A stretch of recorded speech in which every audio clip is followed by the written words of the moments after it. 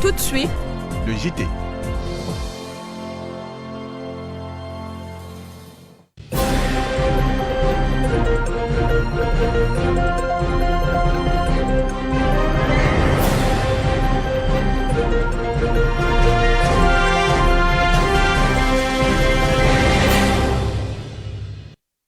Merci de nous suivre sur la chaîne citoyenne. Mesdames et messieurs, bonsoir et bienvenue à cette édition de l'actualité.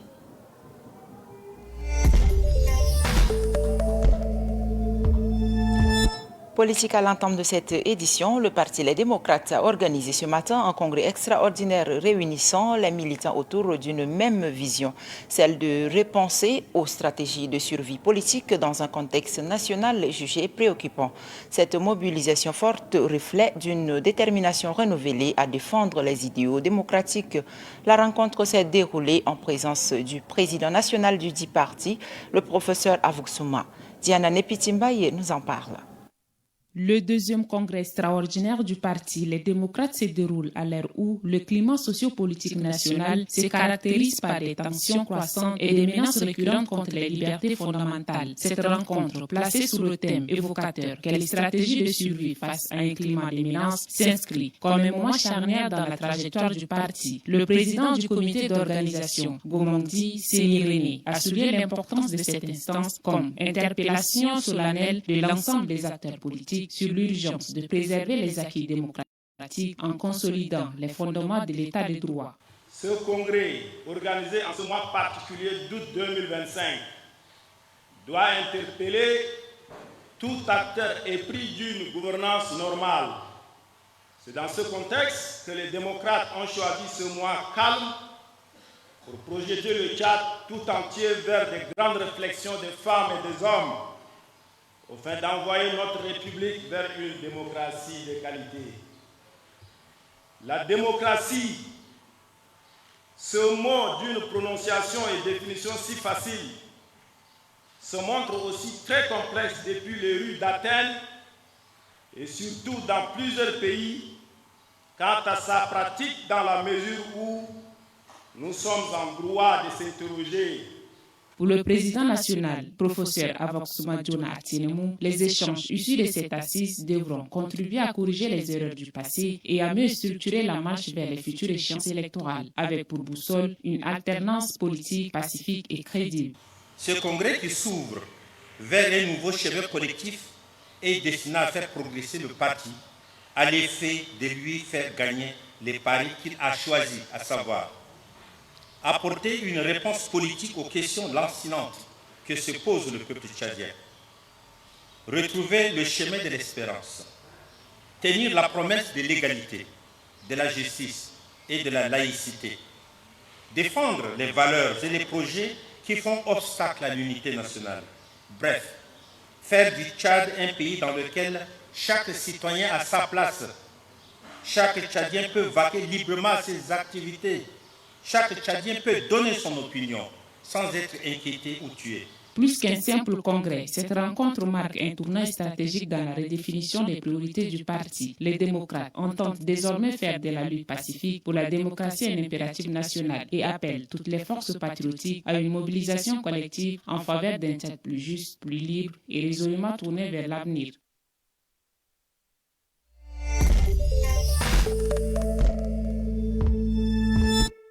Éducation à présent, la première étape du processus de sélection du prix d'excellence 2024-2025 a débuté hier dans l'Office national des examens et concours du supérieur ONEX, un prix destiné aux jeunes Tchadiens brillants et talentueux dans le domaine de la science, de la culture, de l'innovation et de la technologie. Nathalie Halla Krimba nous en dit plus.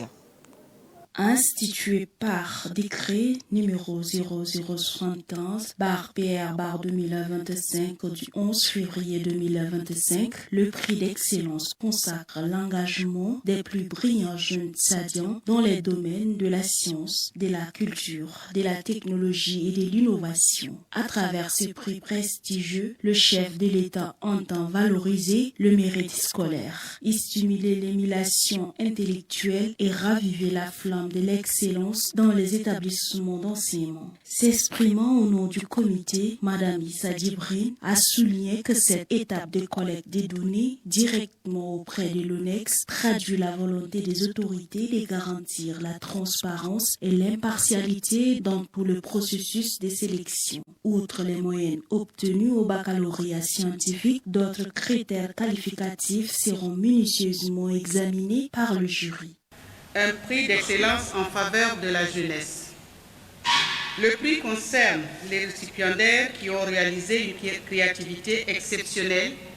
Ce matin, nous sommes là pour récupérer d'une façon officielle les relevés des notes des 15 meilleurs bacheliers.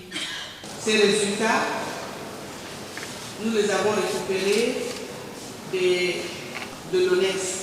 Nous ne prenons pas seulement les notes. Nous voulons aussi entrer un peu dans le cursus de l'élève pour voir qu'est-ce qu'il a pu faire pendant son cursus à partir de la seconde, de la première et de la terminale. On a pris ces notes, mais nous avions des critères d'éligibilité pour retirer la crème des crèmes, c'est-à-dire le meilleur des meilleurs. Par ce geste symbolique mais fort de sens, la République du Tchad redonne à l'éducation ses lettres de noblesse, tout en érigeant ses meilleurs élèves en modèle inspirant pour toute la jeunesse. Le lauréat ou la lauréate du prix d'excellence 2024-2025 recevra sa distinction de main du président de la République lui-même.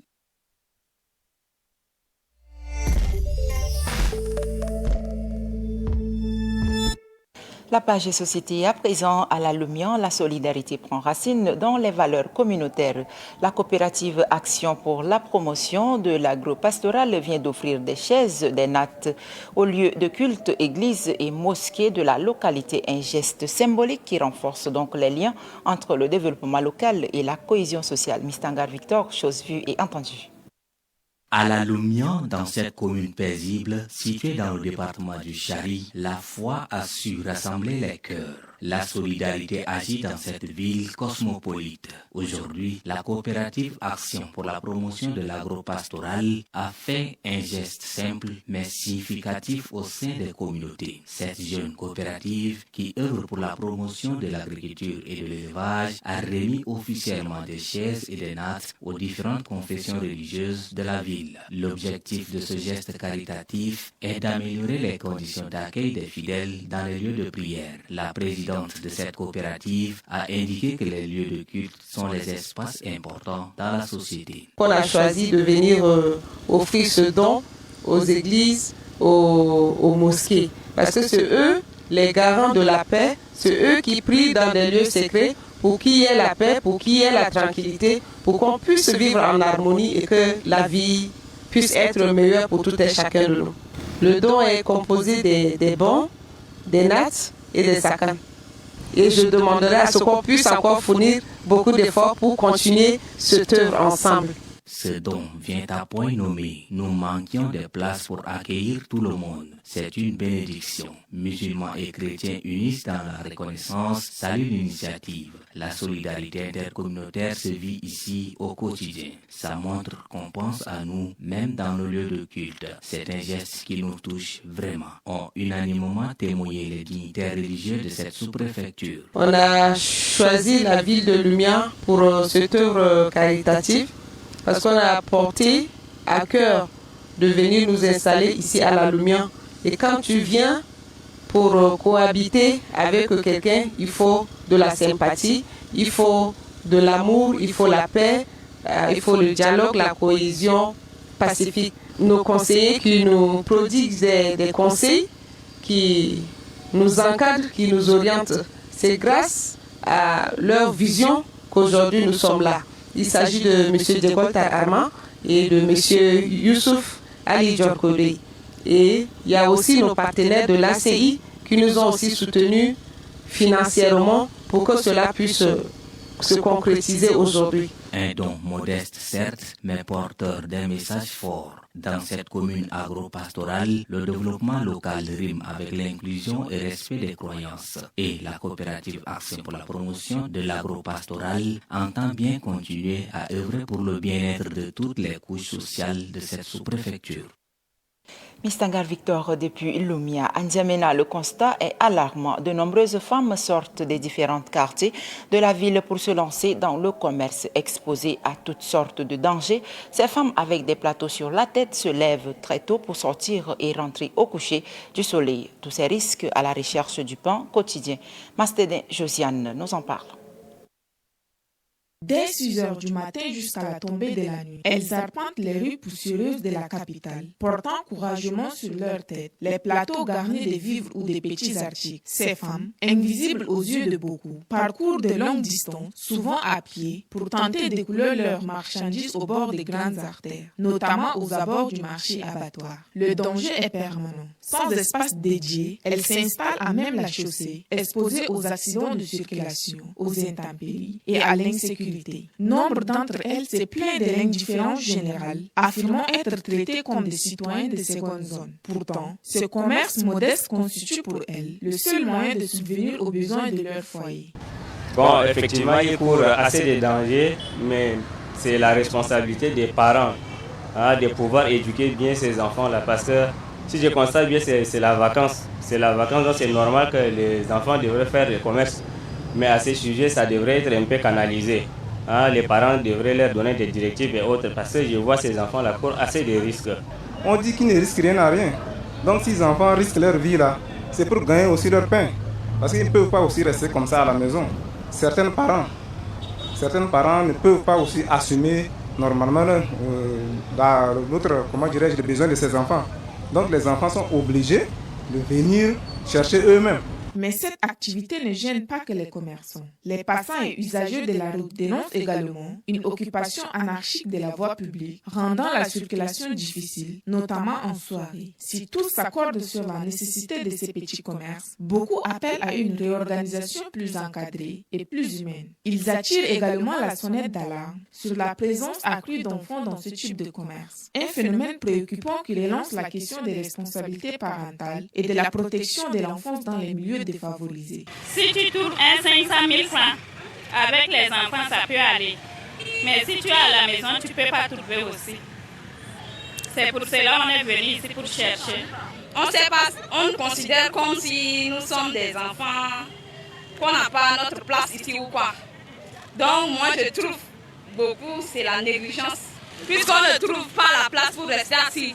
On marche, on fait va-et-vient. Et des fois, ça va nous causer aussi des accidents.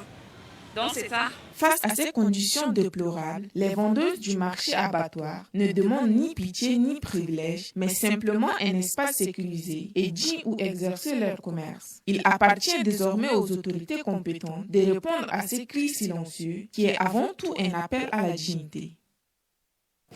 En société, toujours depuis quelques semaines, la capitale tchadienne est frappée à une carence de pluie par rapport aux années précédentes. Un phénomène climatique qui suscite donc tant d'interrogations quant à ses impacts sur l'environnement, sur l'agriculture et surtout sur la vie quotidienne des citoyens. Félicité Nguirayo s'est intéressée à ce sujet. À N'Djamena, le ciel reste désespérément sec en ce mois d'août. Pourtant, censé être au cœur de la saison des pluies, contrairement aux années précédentes, où des pluies diluviennes paralysaient des quartiers entiers. Cette accalmie météorologique en apparence bénéfique révèle en réalité une autre forme de vulnérabilité. L'an dernier, la capitale avait été durement frappée par des inondations majeures. Des dizaines de familles avaient été contraintes de trouver refuge dans des établissements publics, transformés en centres d'hébergement de fortune. En réponse à cette crise, les autorités avaient engagé des actions préventives, curage des caniveaux, réhabilitation des réseaux d'assainissement et déploiement de motopompes pour le drainage des eaux. Cette année, ces mesures semblent porter leurs fruits. Aucun sinistré n'est recensé et les zones habituellement submergées sont aujourd'hui parfaitement sèches. Une scène presque surréaliste pour les riverains. Cependant, l'absence de pluie n'est pas sans conséquences. Elle affecte directement les cultures, élément vital pour la subsistance de milliers de familles. Les semences ne germent pas, les récoltes s'annoncent maigres et l'insécurité alimentaire s'installe progressivement, renforcée par l'absence d'alternatives économiques durables pour les populations rurales. Cette rareté des précipitations, selon plusieurs observateurs, serait liée au règlement climatique global. Dans ce contexte, la résilience des populations s'illustre par l'adaptation progressive à des nouvelles réalités, diversification des sources de revenus, adoption technique agricole plus résistante à la sécheresse et mobilisation communautaire autour de la gestion des ressources en eau. Toutefois, la prudence reste de mise. La saison pluvieuse n'est pas encore terminée et la menace d'épisodes pluvieux violents demeure réelle. Une seule pluie torrentielle pourrait suffire à inonder les zones fragiles si les dispositifs de drainage venaient à faillir. N'Djamena navigue entre soulagement provisoire et alerte silencieuse. Si la rareté des pluies a momentanément éloigné le spectre des inondations, elle a aussi dévoilé les fragilités d'un système socio-environnemental en mutation. Entre sécheresse rampante et menace d'intempéries tardives, la capitale doit désormais repenser son rapport au climat, à la terre et à... De l'actualité en santé, l'augmentation des naissances par voie césarienne, un phénomène de plus en plus courant dans notre société. Ce mode d'accouchement soulève des interrogations quant aux raisons qui motivent cette pratique et à ses implications sur les futurs des mamans et leurs enfants. Le sujet a retenu l'attention de Golmum Ali Emmanuel. La pratique de la césarienne consiste à réaliser une opération chirurgicale pour extraire le fœtus en cas d'accouchement par voie basse impossible. Cette intervention est souvent nécessaire pour garantir la sécurité de la mère et de l'enfant. Cette procédure peut être indiquée pour diverses raisons médicales, telles que des complications survenant durant la grossesse ou des problèmes liés à la position du fœtus. Les moyens de diagnostic, que ce soit clinique ou paraclinique, ont évolué. Et donc, c'est plus facile pour les praticiens aujourd'hui d'identifier les facteurs de risque et de dire, voilà, chez cette femme, une césarienne serait salutaire pour pouvoir exclure les complications pour la mère ou pour le nouveau-né. Vous voyez que le nombre de femmes qui viennent pour faire le suivi de la grossesse le nombre est assez faible. Et donc, un mauvais suivi de la grossesse va laisser évoluer les facteurs de risque et ça va entraîner des complications au cours du travail d'accouchement qui vont amener le praticien à décider de faire une césarienne. Quelques femmes interrogées expriment une satisfaction quant à leur expérience de la césarienne. C'est le cas de cette mère. Les femmes ont peur de la césarienne, croyant qu'elles peuvent en mourir, mais elles n'ont pas à avoir peur. Moi, j'ai subi une césarienne à peine 3 jours, mais je me sens bien et je peux même déjà marcher. Il n'y a pas de raison à avoir peur de la césarienne.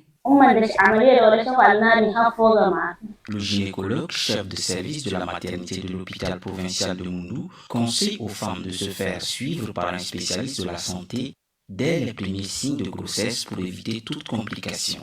Dès qu'elle sent qu'elle a un retard, elle doit venir pour qu'on puisse diagnostiquer la grossesse, qu'on puisse localiser cette grossesse pour dire qu'elle est bien dans l'utérus et qu'elle est évolutive.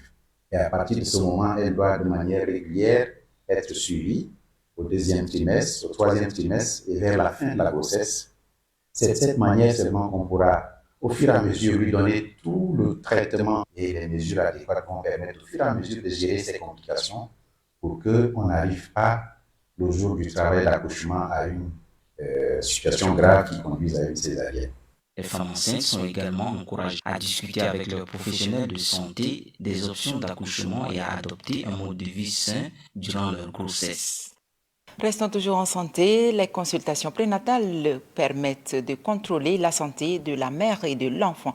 Malheureusement, certaines femmes enceintes négligent ces visites prénatales ou encore accusent du retard de suivi médical régulier pendant la grossesse. Ce comportement peut avoir des conséquences graves sur les risques et des complications pendant l'accouchement. Ce sujet a retenu l'attention de Raissa Élisée. Voici son reportage avec le récit de Vunba Kiobi. La négligence des visites prénatales, c'est-à-dire le manque ou le retard de suivi médical régulier pendant la grossesse, peut avoir des conséquences graves pour la mère et l'enfant. Ces consultations sont cruciales pour le dépistage et la prévention de complications pour garantir une grossesse et un accouchement en santé. La femme est informée de tout ce qui peut arriver pendant la grossesse. Une femme porte par exemple 3 enfants dans le ventre à la fois, la visite prénatale. Et alors des dispositions sont prises. Du fait que ces 3 enfants, ou soit elles passent par une césarienne et autres. Ça peut être une malformation, on découvre pendant la visite prénatale, si bien qu'il n'y a pas une loi qui indique l'interruption de la grossesse, mais il y a des autorisations en cas d'une malformation multiple, il peut y avoir une indication d'interrompre la grossesse. Les femmes n'ayant pas suivi de consultation prénatale présentent un risque accru de difficultés telles que l'accouchement prématuré, des retards de croissance du bébé, des hémorragies, la césarienne, la rupture utérine. Elle peut entraîner certaines infections virales comme la rougeole, la varicelle, le cytomégalovirus peuvent être transmises à l'enfant pendant la grossesse. L'hypertension artérielle, le diabète gestationnel, les problèmes placentaires. Un suivi insuffisant peut également entraîner des problèmes de développement physique et cognitif chez l'enfant. Dans certains cas, la négligence des soins prénatales peut même continuer à la mortalité maternelle et le bébé. Je dirais à toutes les femmes tchadiennes de fréquenter les centres de santé, les hôpitaux, surtout pour la CPN. Ça protège la femme. C'est une médecine préventive, je venais de vous dire. Donc, pour ne pas que la femme arrive une éclampsie.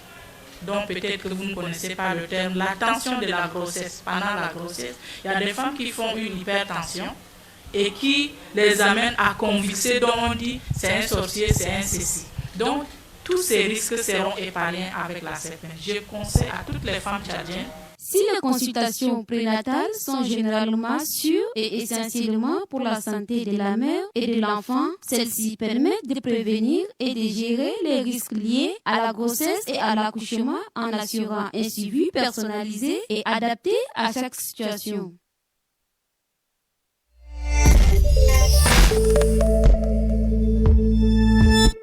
Et puis religion à présent, dans la province du Logone occidental, la cohésion sociale est au centre d'une rencontre du délégué général auprès de cette province avec l'évêque du diocèse de Moundou, Joachim Touananga. Interrogé par Golbem Ali Emmanuel, l'évêque du diocèse de Moundou a exprimé des préoccupations majeures sur la situation actuelle de la paix et de la cohésion sociale au Tchad. Les ennemis de la paix au Tchad, ce ne sont pas les gens au village, c'est ceux qui nous gouvernent. Organisons le pays de telle sorte que les gens vivent en paix. Donc la paix est d'abord au Tchad fondamentalement une affaire politique, une affaire de gouvernance. Rejeter tout sur les populations, c'est une manière aussi de fuir ses propres responsabilités. Les gens ne se sont pas levés un jour comme ça, sans rien, et ils se sont tués.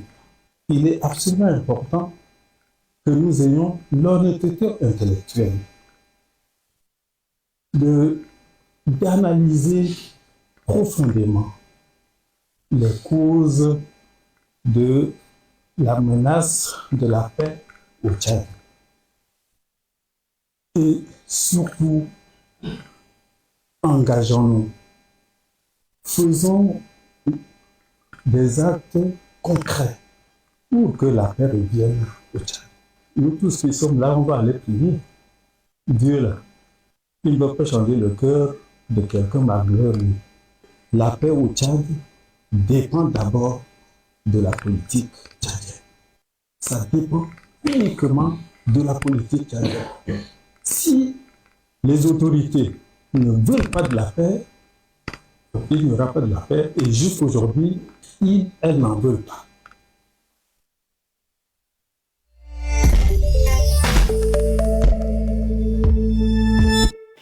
Et puis, suite aux tragédies annonçant la disparition de Moinodi Fulbert, l'ancien directeur de cabinet du délégué général du gouvernement auprès de la province de l'Enedi-Est, la famille de Moinodi Fulbert a organisé une prière de recueillement et de consolation au domicile familial au quartier Amtoukoui. Alphonsine Madilem nous en dit plus.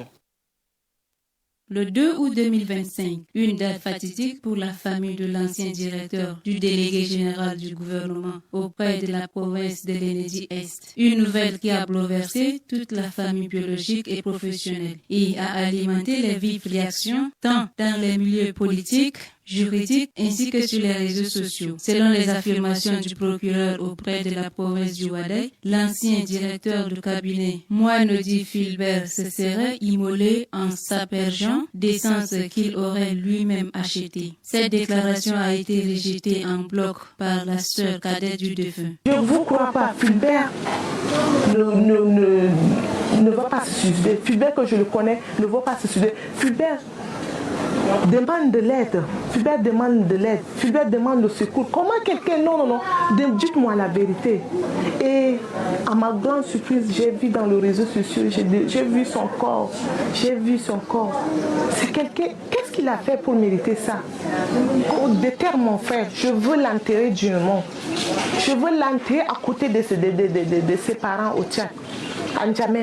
La dignité humaine est non négociable. La famille du défunt s'indie et demande le reste du corps de leur fils et frère afin de l'enterrer dignement et faire son deuil. En présence des autorités venues pour cette circonstance douloureuse, le secrétaire général de la primature, Bachar Ali Suleiman, a transmis le message des condoléances du chef du gouvernement à la famille et rassure que les dispositions seront prises afin d'apaiser les cœurs meurtris de ses proches. Des pistes de réflexion seront menées pour le transfert du corps de défunt à N'Djamena et remettre à la famille biologique. Ce qui concerne pour le corps, avant de venir, on était renseigné auprès du délégué santé du Ouaddaï.